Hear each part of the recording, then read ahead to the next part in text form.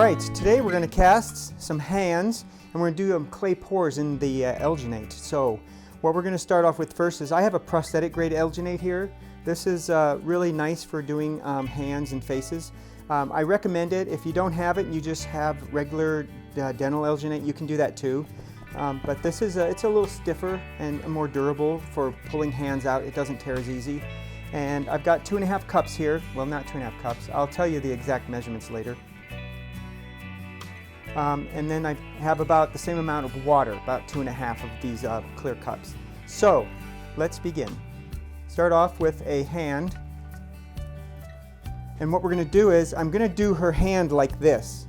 The reason is I want it eventually like this. You know, she's going to grab a pole, but I don't want those returns coming up in my mold. So I'm going to have her put her hands like this, and then when I do my clay pour, I'll take the clay hands and fingers and I can move them in closer, or I can actually add wire inside and bend it to wrap around the pole or stick or whatever. So right now I'm going to have her fingers straight down like this so that I can make sure that I don't have any air pockets when I do my clay pour.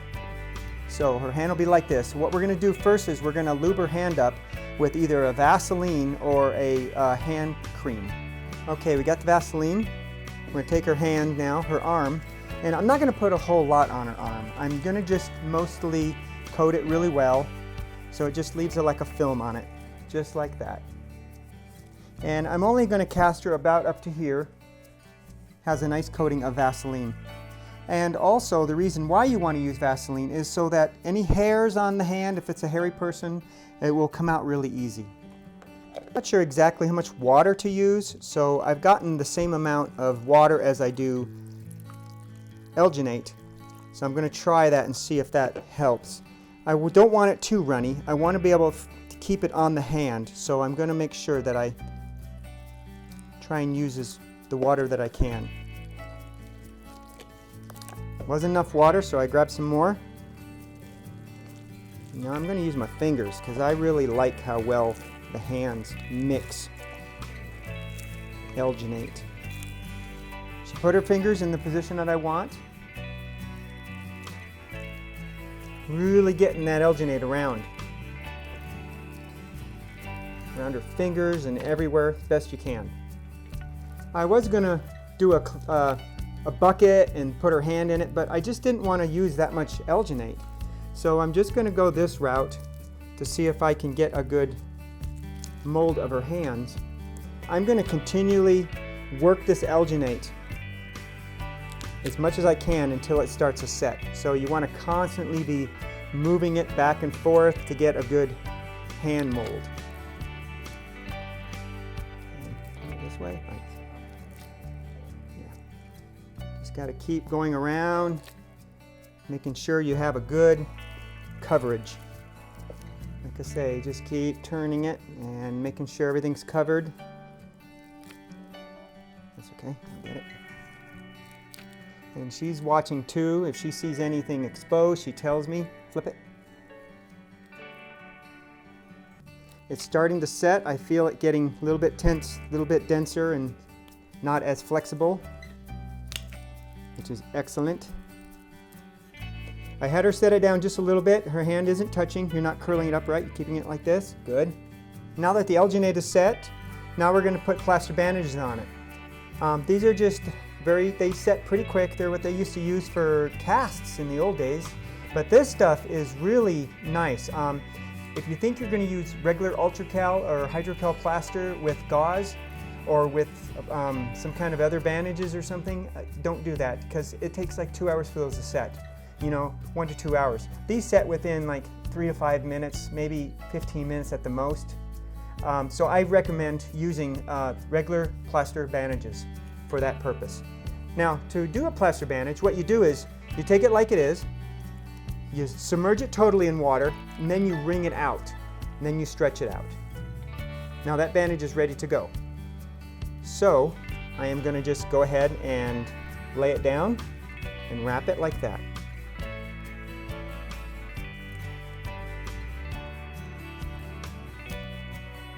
Up, rinse it, spread it out. Also, I actually doubled it, so this is how long it really is. And oftentimes when I double it, after I squish it, I will actually fold it again and make it a little more tougher. But right now I just want to get a lot of coverage. So, just like that. And it takes more bandages than you think because you want to put a couple layers on it. And I'm going to kind of leave this a little bit loose up here. I'm not going to put a lot of bandages because I want her to be able to get her fist out of this mold. Now we're going to let this sit and cure, and then I'll be able to pull her hand out of it.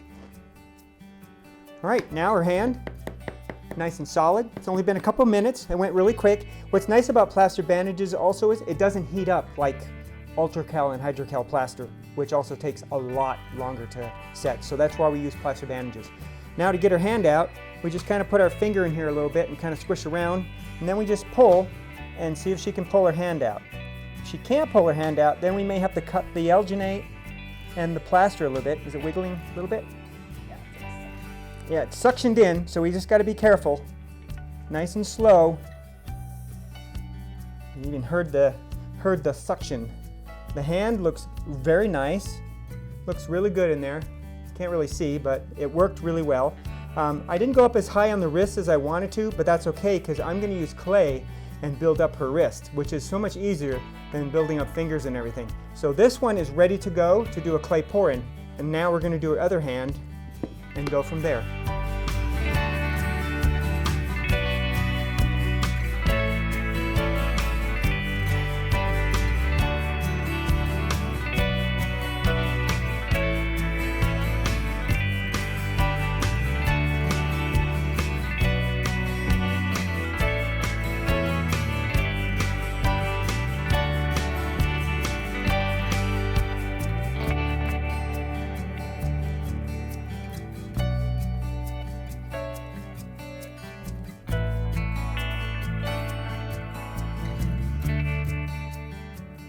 So I put a couple wood blocks in here, just like that, and I'm going to stand these up, and then I'll probably put a wood block here just to kind of, there you go. Now they're pretty sturdy.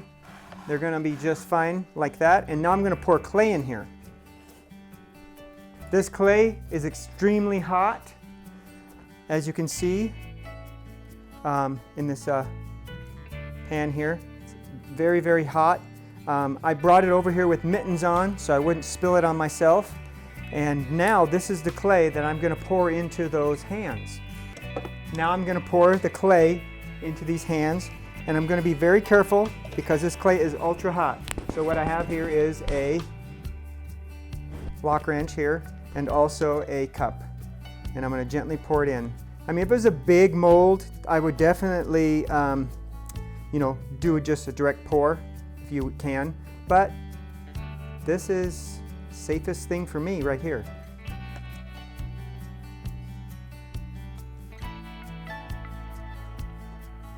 And I can feel it really melting this cup a little bit here. It's getting kind of soft. So I'm just being very careful.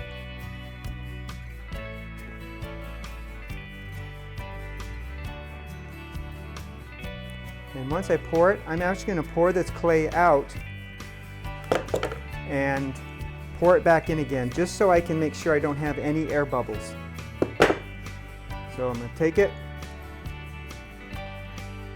pour it out, shake it around, make sure that it's really coating those hands well and I don't have any air bubbles. So I'm shaking it up, pouring it out, doing both hands just like this. Some people, for lightness, they will actually do like 3 or 4 pours like this, and so that the hands are kind of like a chocolate bunny, kind of hollow but thick. So you can do that, or you can do what I'm doing and just make a solid hand, which for a hand I would think is the best. Unless you don't have a lot of clay, then you will want to do a kind of a hollow cast. So now I got the hands back in here again, and I'm going to go ahead and fill them this time. And this time when I fill them, I'm going to leave them full.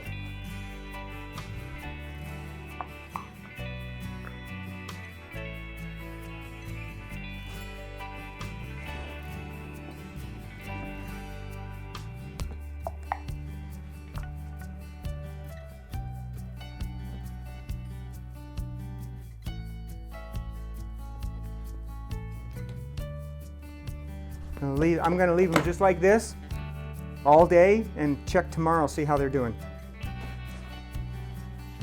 All right, the hands have been sitting for about, I don't know, 4 or 5 hours. I think the clay is quite cool. I was thinking about sitting it overnight, but I think it's fine where it's at right now. So, time to get these hands out. Need to be gentle because I know I'm close to the fingers in some of the areas, but not too bad.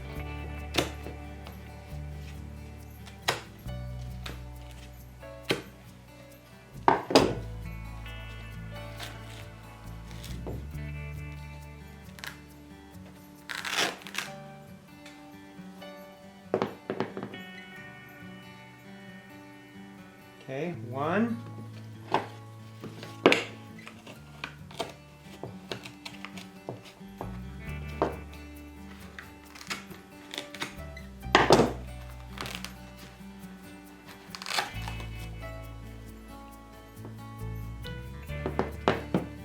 2. Now we get to be delicate. I need to pull this away gently.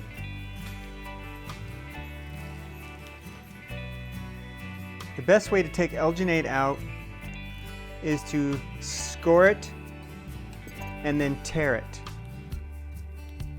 That way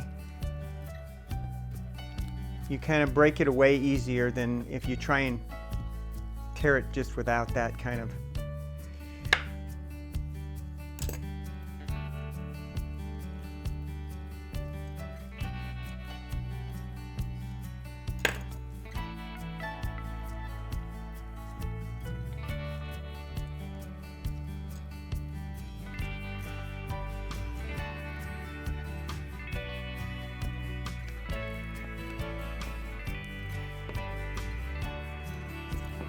Just gentle scores so you can get to the hand.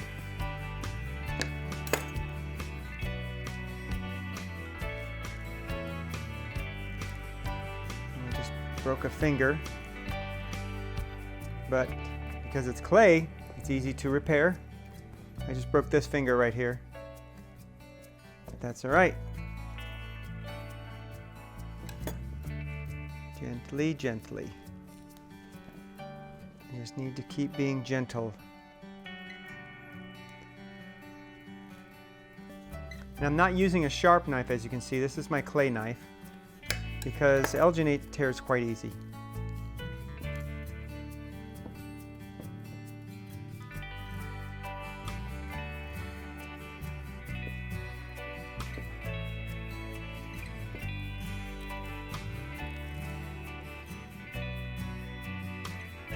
The hand is in pretty good shape. I see little air bubbles here and there, but that's typical of casting in alginate, is you get air bubbles. You rarely ever see a perfect mold.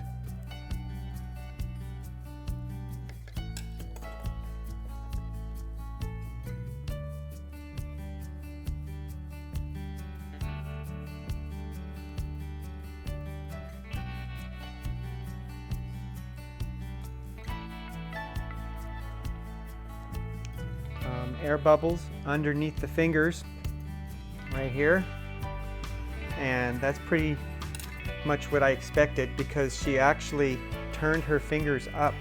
They weren't like this, they were like this. So I have air bubbles, but I did get her fingertips, which I'm really happy about.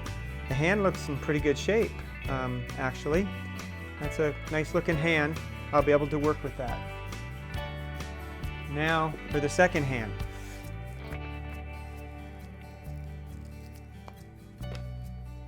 Going down layer by layer, just scoring it and tearing. That's the safest way.